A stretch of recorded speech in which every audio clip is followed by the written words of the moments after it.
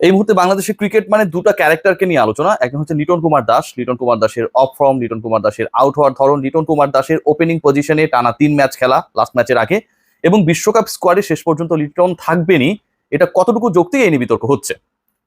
Second character যিনি, তিনি আসলে সবকিছু ছাপিয়ে ক্যাপ্টেন নাজমুল হোসেন শান্ত, তার ক্যাপ্টেন্সি নিয়ে, মানে যেই রোলটায় তিনি রয়েছেন ন্যাশনাল টিমে, ইটস আ বিগ রোল। এবং এই ভাইটাল রোলে তিনি যেভাবে একটার পর একটা ব্ল্যান্ডার করেছেন ডিউরিং হিজ ব্যাটিং, তিনি যেই ইন্টেন্ট শো করেছেন, যে স্ট্রাইক রেটে তিনি ব্যাট করছেন, এবং একই সাথে কনফিডেন্সহীনতায় কখনো তিনি ব্যাট করছেন, কখনো নিজের ব্যাটিং অর্ডারটাকে নিচে নামিয়ে দিচ্ছেন। একই সাথে মাঠে খেলা পরিচালনার ক্ষেত্রে যেই ধরনের ডিসিশন মেকিং এ ভুলভাল করেছেন, তিনি যথেষ্ট আলোচনা। এবং এরকম একজন ক্রিকেটার বিশ্বকাপে আমাদের ক্যাপ্টেন, এটা অনেকেই মেনে নিতে পারছে না, ম্যাক্সিমামের চিন্তা ভাবনা এরকম। কিন্তু লিটন শান্তর বাইরেও জাতীয় দলে এই মুহূর্তে যে ঘটনা প্রবাহ ঘটছে, সেটা থেকে আমরা সবাই আসলে অনেক দূরে। 3টা জায়গায় বড় ধরনের গুয়াত্তুমির একটা এক্সাম্পল সেট হয়েছে, এবং যেগুলোর কারণে সিলেকশন প্যানেলে যারা রয়েছেন, বাংলাদেশের দলটা কাল পরশুর মধ্যেই ডিক্লেয়ার করা হবে। আমি আগেও বলেছিলাম 12 তারিখ বিকেলবেলা একটা পরিকল্পনা রয়েছে বাংলাদেশ দল ঘোষণা করার, ক্রিকেট অপারেশনস বা অন্য যে সূত্রগুলো আমাকে নিশ্চিত করেছিল। তো সেই দল ঘোষণা করার আগে চান্ডিকা হাথুরু সিং এ তিনি যেন একটা রঙ্গমঞ্চ বানিয়েছেন। 3টা জায়গার কথা বলেছি। আপনারা বলে যে রিয়াসাত ভাই আপনার ভিডিও অনেক বড় হয়, আমি পার্টিকুলার ওই 3টা জায়গার প্রথমটা নিয়ে আলোচনা করতে চাই। প্রথম যে পয়েন্ট, সেটা হচ্ছে বাংলাদেশ দল যদি লাস্ট ম্যাচে 6 জন ব্যাটার নিয়ে সাকসেসফুল হতেন, তাহলে এটা বাংলাদেশের ক্রিকেট ইতিহাসে আরো একটা নজিরবিহীন ঘটনার জন্ম দিত। কোন জায়গাটা আমি বলছি দেখুন, 101 রান থেকে বাংলাদেশ শেষ পর্যন্ত 143 মানে 42 রান তুলতে 10 উইকেট হারিয়েছে এবং অল আউট হয়েছে, পুরো 20 ওভার খেলতে পারেনি, ম্যাচটা একটা সময় প্রায় হেরেই বসেছিল। শেষ পর্যন্ত মান বাঁচিয়েছেন সাকিব আল হাসান, লাস্ট ওভারে 2টা উইকেট নিয়েছেন। কোচের পরিকল্পনা যেটা, এর আগেই যাকে আসলে বাতিলের খাতায় ফেলেছিলেন সেই মাহমুদুল্লাহ রিয়াদ, তাকে ছাড়া বিশ্বকাপে খেলা যায় কিনা, 6 জন ব্যাটসম্যান এবং 6 জন বোলার, মানে সাকিব আল হাসান যেহেতু একই সাথে ব্যাটসম্যান এবং বোলার, 2 রোলেই তিনি যথেষ্ট ইফেক্টিভ রোল প্লে করতে পারেন, সেই ফরমেশনে গেলে সাকিব ছাড়া যে বাকি 5টা স্পট রয়েছে, ওপেনিং এ 2টা বাদ এবং 1 ডাউন বাদ, রিয়াদকে অফ করে 6 জন ব্যাটসম্যান এবং 6 জন বোলারের যে পরিকল্পনা, সেই পরিকল্পনাটাকে বাস্তবায়ন করার একটা বড় মঞ্চ ছিল লাস্ট ম্যাচটা। টিমের সাথে সংশ্লিষ্ট যে ডিপার্টমেন্টগুলো রয়েছে, তারা খুব স্ট্রংলি আমার সাথে এই ব্যাপারটা শেয়ার করেছে এবং তারাও বিরক্ত, বাট কোচ চাইছিলেন। বাইরে বলা হয়েছে যে রিয়াদকে বিশ্রাম দেওয়া হয়েছে। যেই মাহমুদুল্লাহ রিয়াদ এবারে T20 যে সিরিজটা রয়েছে, সেখানটায় এক ম্যাচে খেলেছিলেন 16 বল, আরেক ম্যাচে খেলেছিলেন 4 বল, টোটাল খেলারই সুযোগ হয়েছে যার মাত্র 20টা বল। অথচ তাসকিন আহমেদ প্রত্যেকটা ম্যাচেই রেস্টলেস অবস্থায় রয়েছেন। বিশ্রামটা দেওয়া হয়েছে মাহমুদুল্লাহ রিয়াদকে, যিনি ইনফর্ম, এবং অন্য ব্যাটাররা যখন ফর্মে নেই, বাংলাদেশে ব্যাটিং যখন স্ট্রাগল করছে, তখন মাহমুদুল্লাহ রিয়াদ এবং তাহিদ হৃদয় তো টুকটাক রানস করেছেন। সেই রিয়াদকে বিশ্রাম দেওয়ার পরিকল্পনা কোচ করে ফেলেছেন। তার ইন্টেনশনটা খুব ক্লিয়ার ছিল, 6 জন ব্যাটসম্যান 6 জন বোলারকে নিয়ে বাংলাদেশের এই ট্রায়াল, এবং এখানটা যদি ইরোর খুব বেশি না হয়, তাহলে সেখান থেকে বিশ্বকাপেও এই পরিকল্পনাকে ক্যারি অন করা। এর আগেও যখন মাহমুদুল্লাহ রিয়াদকে বাদ দেওয়া হয়েছিল, মনে করার চেষ্টা করুন, তার আগে অর্থাৎ মার্চে ইংল্যান্ডের বিপক্ষে তিনি লাস্ট খেললেন, তার আগের যে সিরিজটা বাংলাদেশ খেলেছিল ওয়ানডে, সেখানটাও কিন্তু তিনি ম্যাচ উইনিং ইনিংস খেলেছিলেন। বাংলাদেশ ইন্ডিয়ার বিপক্ষে ওয়ানডে সিরিজ জিতেছিল, মিরাজের সাথে সেই মহাকাব্যিক পার্টনারশিপ। কেউ ভাবেনি যে মাহমুদুল্লাহ রিয়াদকে আসলে একদম ছেড়ে ফেলা হয়েছিল কিন্তু তাই মনে করা হচ্ছিল যে আসলে তাকে একটু রেস্ট দেওয়া হচ্ছে, টানা খেলছেন, এত রানস করেছেন লাস্ট 2 ইয়ার্সে, ব্লা ব্লা ব্লা। কিন্তু শেষ পর্যন্ত পরিকল্পনা যেটা ছিল তাকে ছেড়ে ফেলার, ফাইনালি মাহমুদুল্লাহ রিয়াদ দলভুক্ত হন।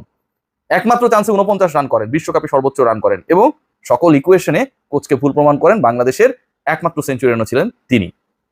দ্বিতীয় যে জায়গাটা, এটা আরো বড় অস্বস্তি তৈরি করেছে। মাহমুদুল্লাহ রিয়াদকে 11-এ খেলাবেন না, স্কোয়াড থেকে তো আর বাদ দিতে পারছে না, মানে এখানটায় কিছুটা হলো চান্ডিকা হাথুরু সিং এর একটা জায়গায় লাগাম রয়েছে। দ্বিতীয় যে পরিকল্পনাটা, সেটা আরো বড় আগ্রাসী, এবং এই পরিকল্পনা বাস্তবায়ন করতে গিয়ে লাস্ট ম্যাচে বাংলাদেশ প্রায় অলমোস্ট ডুবে গিয়েছিল।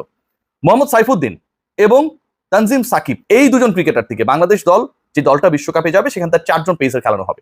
এবং 4 জন পেসার যেহেতু খেলানো হবে, শরীফুল, তাসকিন, মুস্তা, এই 3 জনকে নিয়ে তো কোনো ধরনের ডিসকাশন বা আলোচনার সুযোগ নেই। তারা 3 জন যাচ্ছেনই বাংলাদেশের প্রিমিয়াম পেস ত্রয়ী। এই ট্রায়োর সাথে অ্যাড হবেন কে, যখন 3 ম্যাচে একজন ক্রিকেটার, ইনজুরি ফেরত একজন ক্রিকেটার, 19 মাস পর ইন্টারন্যাশনাল ক্রিকেটে ব্যাক করা একজন ক্রিকেটার 7 উইকেট নেন, এবং প্রত্যেকটা ম্যাচে 20তম ওভারের সেই গুরুদায়িত্বটা, মানে তিনি যেই ম্যাচেসগুলোতে খেলেছিলেন তার কাঁধেই পড়তেছে। প্রথম ম্যাচটায় তিনি দারুণ বল করেছেন, সত্যি কথা। এটা আমার কাছে মনে হয় যে এতদিন পরে ফেরা একজন ক্রিকেটার, ইনজুরি ফেরত একজন ক্রিকেটারের জন্য খুবই আনএক্সপেক্টেড ছিল যে এত ভালো বল করবেন, তিনি করেছেন সেটা। থার্ড ম্যাচ তিনি যেটা খেলেছেন, সেই পার্টিকুলার ম্যাচেও তিনি যথেষ্ট ভালো বল করেছেন, কিছুটা মার খেয়েছিলেন, কিন্তু তার 20তম ওভারে প্রথম বলে উইকেট প্রাপ্তির কারণে বাংলাদেশের জন্য কিন্তু ম্যাচ জয়ের প্রেক্ষাপটটা তৈরি করা সহজ হয়েছিল। 3 ম্যাচে 7 উইকেট নেওয়া সাইফুদ্দিনকে ছেটে ফেলে তানজিম হাসান সাকিবকে চতুর্থ বল হিসেবে, তাসকিন, শরীফুল, মুস্তাফিজের সঙ্গী হিসেবে বিশ্বকাপে নিতেছেন চান্ডিকা হাথুরু সিং। সিলেকশন প্যানেলের সাথে এটা নিয়ে মোটামুটি একটা বড় ধরনের আলোচনা, ডিসকাশন, বিতর্ক। দুটা অবস্থান, একটা পক্ষ চায় সাইফুদ্দিন যাক, সাইফুদ্দিন পারফর্মড, চান্ডিকা হাথুরু সিংহে চান যেভাবে হোক তানজিম সাকিব চান। তানজিম সাকিব আমার শত্রু বা মিত্র কেউ না, সাইফুদ্দিন আমার বন্ধু না, প্রতিবেশী না, কিন্তু কথা হচ্ছে যে ক্রিকেটার পারফর্ম করবেন ডেফিনেটলি আপনি তো তাকেই চুজ করবেন। এতকাল থেকে এই বাংলাদেশ দল, টিম ম্যানেজমেন্ট, সাপোর্টাররা সবাই আমরা বললাম যে বাংলাদেশে একজন পেস বোলিং অলরাউন্ডার দরকার। এই যে ডিসকাশনসটা ইয়ার্স আফটার ইয়ার্স হলো, যখন সেই পেস বোলিং অলরাউন্ডার 19 মাস পর এসে পিক ফর্মে থাকেন, দারুণ বল করেন, 20তম ওভারটা তাকে করানোর জন্য ক্যাপ্টেন সাহসিকতা লাভ করেন, সেই গাছ শো করতে পারেন এবং তিনি সাকসেসফুল হন, ঠিক তখন সেই পার্টিকুলার বোলারকে বা সেই পার্টিকুলার ক্রিকেটারকে, পেস বোলিং অলরাউন্ডার মানে লেগ স্পিনারের মতো কিন্তু রেয়ার বাংলাদেশের কেসে, আপনি খেলাতে চান না। খেলাতে চান না বললেও ভুল, আপনি 15 সদস্য দলে নিতে চান না। চান্ডিকা হাথুরু সিংহে পুশিং তানজিম সাকিব সাইফুদ্দিনের জায়গায়। এই বিতর্কটা কোথায় গিয়ে ঠেকবে আমরা জানি না, তবে লাস্ট ম্যাচে তানজিম সাকিবের 4 ওভারের ওই স্পেলটা যেখানে তিনি 42 রান দিয়েছেন 10.5 পার ওভার, আমার কাছে মনে হয় কিছুটা কোচকে চাপে রেখেছে। থার্ড যে জায়গাটা, এটা আপনারা সবাই দেখছেন, আবারও দেখবেন, অনেকেই বলেছেন রিয়াসাত আজিম যেসব বলে এগুলো মিলে না টিলে না, অনেক ধরনের, ঠিক আছে ভাই, মিলার দরকার নেই, হ্যাঁ মিলে কিনা আমাকে যারা ফলো করেন তারা আপনারা জানেন, বলেছিলাম লিটন ড্রপ হবে লাস্ট ম্যাচে, তিনি ড্রপ ছিলেন। থার্ড যে জায়গাটা সেটা হচ্ছে আপনি 4 জন স্পিনার নিয়ে যাচ্ছেন, 4 জন পেসার নিয়ে বাংলাদেশ যেমন যাচ্ছে 4 জন স্পিনার নিয়েও যাচ্ছে, এবং 4 জন স্পিনার নিয়ে গেলেও চতুর্থ স্পিনার হিসেবেও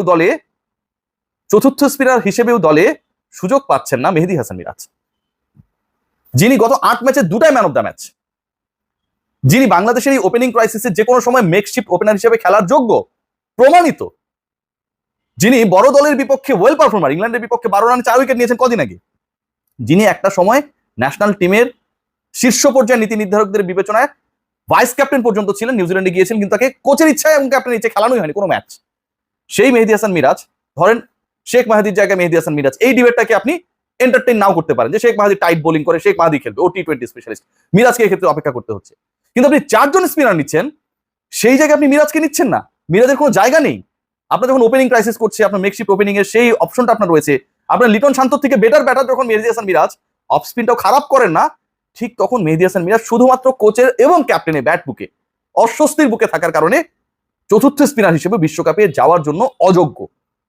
তানভীর ইসলামকে নিয়ে আমার কোনো ধরনের বিতর্কের সুযোগ নেই, দারুণ বোলার, চমৎকার বোলার, অনেক ব্রাইট ফিউচার রয়েছে, কিন্তু আপনি যখন চতুর্থ স্পিনার হিসেবে কাউকে নিতে চাইবেন তখন নিশ্চয়ই তাকে একটা কম্পিটিশনের মধ্যে যাওয়া উচিত। তো পুরো স্কোয়াডের মধ্যে দেখেন তানভীরের কোনো কম্পিটিটর নেই, 4 নম্বর স্পিনার তিনি এবং তিনি যাচ্ছেন, মানে 4 নম্বর স্পিনার তিনি যাচ্ছেন। এই যখন সিনারিও হয়, আরেকজন ক্রিকেটারকে যখন অন্তত কম্পিট করার, নিজেকে প্রমাণ করার, যোগ্য প্রমাণ করার সেই সুযোগটা করে দেওয়া হয় না, যেটা তানজিম সাকিবকে করে দেওয়া হয়েছে, যে সাইফুদ্দিনকে টপকে একটু ভালো করলে সাইফুদ্দিন বাপ তানজিম যাবে, মিরাজের ক্ষেত্রে সেটা ভাই অ্যাপ্লাই করা হয় না। ওই যে বললাম অস্বস্তির বুকে, কারণ মিরাজ ফিউচার ক্যাপ্টেন কন্টেন্ডার, সেটা কারোর জন্যই স্বস্তির না, নাজমুল হোসেন শান্ত, চান্ডিকা হাথুরু সিংহে। বাংলাদেশ দল যখন ডুবছে, ঠিক তখন চান্ডিকা হাথুরু সিংহে তার গোয়ার টিমের একটার পর একটা চ্যাপ্টার ওপেন করছেন। সকল দোষ, সকল আলোচনা, সকল বিতর্ক লিটন শান্তকে কেন্দ্র করে আলোচিত হলেও end of the day ring master কিন্তু একজনই। সবাই ভালো থাকবেন, টেক গ্রেট কেয়ার। জানি না শেষ পর্যন্ত চান্ডিকা হাথুরু সিংহের এই লাগাম টানার গার্ডস বাংলাদেশ ক্রিকেট বোর্ড দেখাবে কিনা।